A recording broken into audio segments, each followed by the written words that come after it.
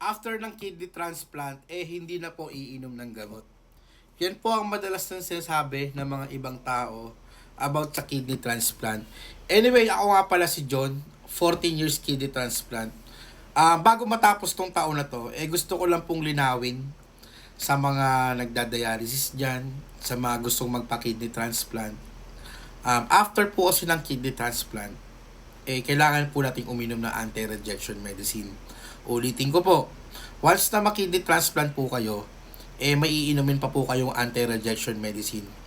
Marami rin kasing nagsasabi, marami rin mga dialysis patient na ang buong akala nila, nasusurpresa lang din ako kasi hindi nila alam yung ganung idea.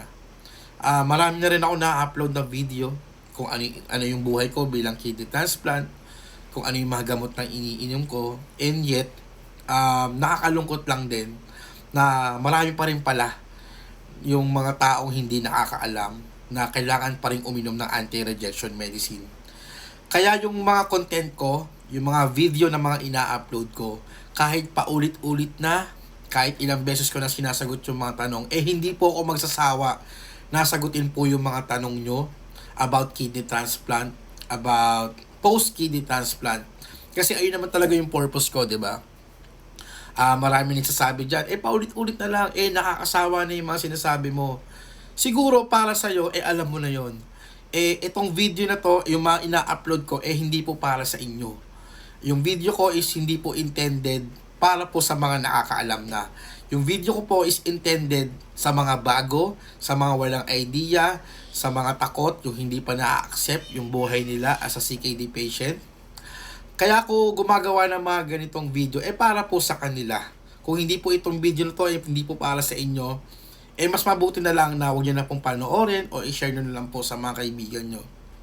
Alam nyo, gumagawa ako ng ganitong content, hindi naman po para sa akin to Kasi aminin ko na sa inyo, wala naman ako kinikita dito. Kung kumita naman ako, barya-barya lang, di ba? Bakit pa ako mag-aaksaya ng oras? Kaya ako ginagawa to para makatulong po sa inyo. Kasi gusto ko lang ibalik yung kidney transplant ko. Gusto ko lang ibalik sa inyo yung knowledge na meron ako. Na ayoko rin kasing matulad kayo sa nangyari sa akin na wala akong idea, wala akong mapagtanungan, wala akong makausap. Feeling ko nag-iisa lang ako sa buhay yung time na yon. Yung feeling ko ako lang yung may sakit. Feeling ko ako lang yung mag-isa na nagda-dialysis.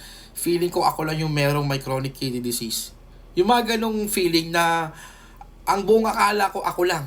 Buong akala ko na parang bakit ako binigyan ng ganito? Bakit ako lang mag-isa? Diba? Ayun yung iniiwasan ko na mangyari sa mga taong may chronic kidney disease ngayon. Kaya ako gumagawa ng ganitong content para po sa inyo. Masakit lang din isipin na kahit na gumagawa ka na ng tama, may masasabi pa rin po yung ibang tao. Pero kahit anong mangyari, tutuloy-tuloy pa rin natin to. Nakakaisang taon na po tayo. This coming 2025, kahit paulit-ulit po yung mga tanong nyo, sasagutin ko po ng paulit-ulit yan. Hindi po ako magbabago, hindi po ako magsasawa. And also, hindi pa rin po tayo magpo-promote ng sugal. Gagawin natin tong, mga parang wholesome, parang ganon, di ba? Na kahit anong mangyari, hindi tayo magpapatukso sa mga sugal-sugal na yan.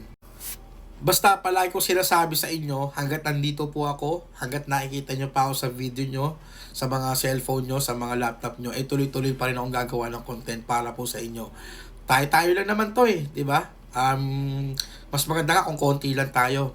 Mahirap kasi kapag sobrang dami, tapos hindi naman nila naiintindihan. Kaya yun lang, sana bago matapos tong taon na to, marami tayong matulungan, marami tayong natulungan. At sa darating na 2025, palagi kong pinagdadasal na sana marami pang makapag-share ng video natin para at least maraming magkaroon ng awareness. Diba? Ayoko namang isipin na dumadami yung followers natin dahil dumadami yung nagkakaroon ng sakit ng chronic kidney disease. Ayun lang po, salamat ulit sa suporta nyo. Hindi ako makakarating sa ganito. Anyway, sobrang layo pa natin. Pero nakalayo na rin tayo kahit papaano. Kaya hanggat malakas ako, hanggat kaya ko, tutuloy-tuloy pa rin natin yung mga ganitong content na ginagawa ko. Basta habang ginagawa ko to, hindi po kayo nag-iisa.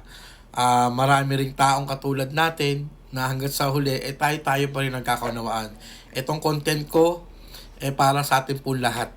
Welcome po kayo lahat dito. Kung sa ibang page, hindi kayo welcome. Sa ibang page, feeling nyo, parang na-outcast kayo. Dito, welcome po kayo sa page ko. Gusto ko lang kasi na magkaroon tayo ng community. Magtulungan tayo. And also, maging mabuting tao tayo, di ba? Despite na ng mga pinagdadaanan natin sa buhay, sobrang hirap, sobrang sakit, sobrang magastos, piliin pa rin natin maging mabuting tao at piliin pa rin natin maging masaya. Yun lang po, bago matapos tong video na to, kahit ano man ang ginagawa natin, kung nasan man tayo, kung ano sa tayo pumupunta, mas importante pa rin ang kalusugan natin. And Happy New Year po sa ating lahat. Mabuhay po tayong lahat, maging malakas, maging mabuting tao, and maging healthy po tayo palagi. Sundin natin lahat ng mga doktor natin. At the end of the day, tayo pa rin na magbe-benefits nito. Yun lang po, ingat po palagi and God bless po sa ating lahat. Mabuhay po tayo.